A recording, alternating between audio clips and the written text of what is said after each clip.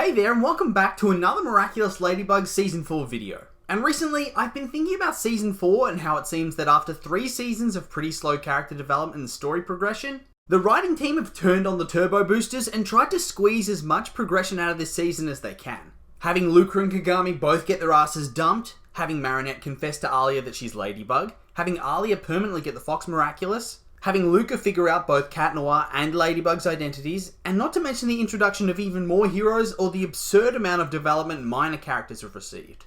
And don't get me wrong, I'm not complaining. Good for them. They seem to be having a much funner time making the episodes and creating little mini arcs across 2 to 3 connected episodes. But because this season's had such an uptick in development, surely that means the ending of this season is gonna have to be something pretty big in order to keep up with the rest of the season. And so today, I thought I'd fish out my tinfoil hat and throw out some wild speculation as to how the ending of this season is going to play out. And just before we get started, I'll be touching on previous spoilers and leaks that are fairly well known, but just in case you try to avoid those completely, this video is probably not for you. Anyway, let's get started. Now, as I mentioned before, this season's seen the introduction of little mini arcs that tell an interconnected story within the main plot. Yes, previous seasons have had this to a certain extent, but I think this season's where it's really hit its stride and actually enhances the story being told. We see this in Truth, Lies, and Gang of Secrets, which deals with the pressure of being Ladybug getting too much for Marinette to handle alone. Soul Crusher and Queen Banana deals with the relationship between Zoe and Chloe, and offers a solution to having somebody else be the holder of the Bee Miraculous. Mr. Pigeon 72, Optigami, Sentibubbler, Haxan, and Rocketeer deal with the inclusion of Alia as the third permanent member of the team, and the issues that come along with that. And Truth, Crocodile, and Wishmaker emphasize the relationship breakdown of Marinette and Luca and their path to becoming friends again. So, you get the idea. The point is that this season's upped the complexity of the show somewhat to tie the narrative together more succinctly. It's barely about the akumatized villains anymore. The bigger picture's more centered around character development now, and beating down a villain's more of a side quest at this point. So that means when we look at the finale, even though it's already a two-parter, in all likelihood it's going to draw directly on the events and themes of previous episodes to tell its story. And will probably form its own little mini arc as well, likely with the episode or maybe even the 2 episodes that come before it, creating a potential 3 or 4 part story that will wrap up the story of Season 4. And actually now looking at the episode lineup, it's probably actually going to tie together with the events of episode 100 as well, if I'm being honest, to form a pretty big interconnected story to finish off Gabe's arc. It needs to be big. It is the finale after all. So as we know, the finale of this season's a 2-parter titled The Last Attack of Shadowmoth. So I think it's pretty clear that this is the end of Gabriel's tenure as the main villain of the show. I suppose it could be an attempt at a twist and just have him revert to Hawkmoth, but that would be beyond stupid and kind of ruin the season in all honesty. At this point, even though the stories have improved and Gabriel's plans and strategies have gotten a lot better, he's still pretty stale. We've had almost 4 full seasons of him doing the same thing and not really making any progress whatsoever. So maybe now it's time for him to pass on the mantle to somebody else. I mean, we do know that there's going to be a future Hawkmoth at some point. And we know that Lila's probably going to be involved in the finale, because she hasn't really had much of a presence this season so far, so obviously she's going to make an appearance. And that appearance is most likely going to involve the Butterfly Miraculous, because, once again, the last attack of Shadowmoth. And on top of that, she's a villain, she's untrustworthy, she hates heroes, and she already has a pre-existing connection to Gabe, so she's the best candidate to take up the mantle going forward into Season 5 and beyond. So already, that's one big event that we're going to see play out in the finale. The rise of a whole new villain. And side note, since they don't say future Shadowmoth, but simply future Hawkmoth, I think that this might actually hint that the heroes could get one of the missing Miraculouses back. Either that or another character teams up with Lila and becomes the holder of the Peacock. And a lot of fans actually want this to be Felix, which could theoretically happen, but he's had significantly less build-up than Lila, so I wouldn't hedge my bets on that just yet. But I mean, that might happen during Season 5, so who knows. In any case though, I think it would be a fun little concept to play with if the heroes actually got the Peacock back, and gives the chance for a whole new hero to join the team. But I have no idea who it would be. Although, if we're taking crazy crack suggestions, I'd give it to Tom, simply because my mental image of this immense hulk of a man wearing frilly peacock clothes with a cute little fan is too funny. And also, side note, poor Nuru, the dude is going to be forever alone.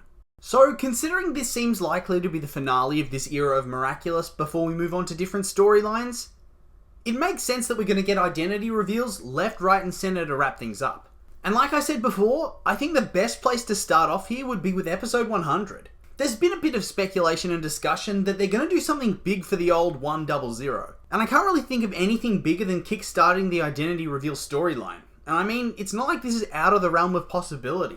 The seeds have already been planted with both Alia and Luca. Plus, we've had Shadowmoth find out twice, only to lose his memory of the events. So I actually think this could be it. Obviously, it's not going to form the entirety of the storyline, but it'll be the underlying theme running through the handful of episodes. So this time, I think Ladybug will find out Cat Noir's identity. We've had the reverse before, so time to change it up. Now, I don't know how the hell she'd find out who he is, but considering in Cat Blanc, Adrien finds out completely by accident, I would suspect that they'll probably just do something cheap like that. Initially, I thought that maybe he gives back the ring and gives up in front of her, because another story thread that's been heavily planted through the season is that Cat Noir has not felt like an equal partner. But they kind of already did this in the New York special, and I don't think it would be a good idea to retread old ground. And I mean, I don't want to jinx it, because as far as the rest of the storylines from New York are concerned, we have tread over them again in Season 4, and I mean, it's possible they could do it this way, but I just don't think I'd like it very much. It would just feel a bit superfluous. And I'll also address that I have seen speculation that Luca would just straight up tell her, and whilst I think that is also a possibility, it also goes against everything in Luca's moral compass, and would kind of ruin his character. So again, that would just be a bit of a bad storyline. So that really just leaves us with an accidental reveal, and whilst that's not perfect, it's better than the alternatives ruining the story.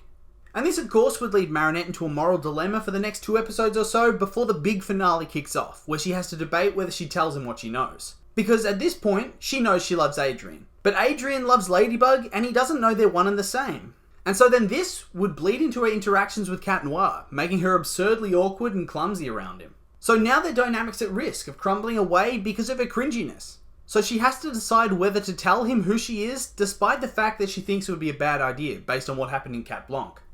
And this is where I think that Luca's actually going to come into play, because he's the only character that actually knows both their identities. And I doubt they wrote that in without a plan for how to use this going forward, or how it's going to impact the story. I think he's going to be the one to push Ladybug to reveal herself to Cat Noir and to get things out in the open.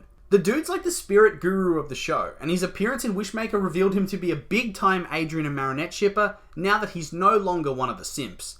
So, at some point, they'll probably need Viperion. Viperion notices that Ladybug's being awkward as hell. They have a heart-to-heart about it, and he reveals that he actually knows their identities and convinces her to go and tell him.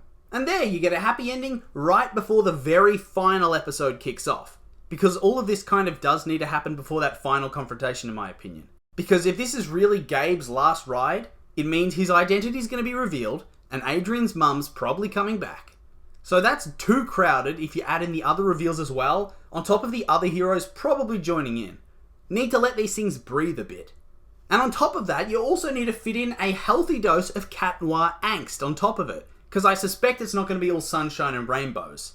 This season showed that the relationship between the two major heroes has become a bit strained, and would probably actually be made worse when she reveals herself. Because if the reveal on his part's accidental, he's probably going to think that she actually just knew the whole time and was lying. He could feel betrayed because she didn't tell him immediately, and also because she told Alia who she was first. Now we know on the surface that he isn't mad about her revealing her identity to somebody else, but I think he'd feel a whole lot differently about it if he actually knew the people involved. And that's got to sting, and maybe he'll even get akumatized. Because it does make sense for him to get akumatized again. They've repeated so many villains that I think it would actually be a bit of a waste to not have one of the fandom's all-time favourite villains return, just for a one-off. It would be a nice little cherry on top to raise the tension to an all-time high. Guess we'll have to wait and see though. So that kind of brings me to the end of my little tinfoil hat discussion of the progression of the final episodes of Season 4. So to summarise, Episode 100, Ladybug finds out, which moves into some Ladybug angst, which moves into the reveal, which leads to Cat Noir angst, which leads to the finale, which means Gabe gets his wish, Emily returns, Lila rises up, and the heroes reconcile. At least, that's what I think. But I do have to stress, this is all speculation and my opinion. And now I'd like to hear yours. What do you think is going to happen in episode 100 and beyond? And why is that? Make sure to leave a comment and let me know.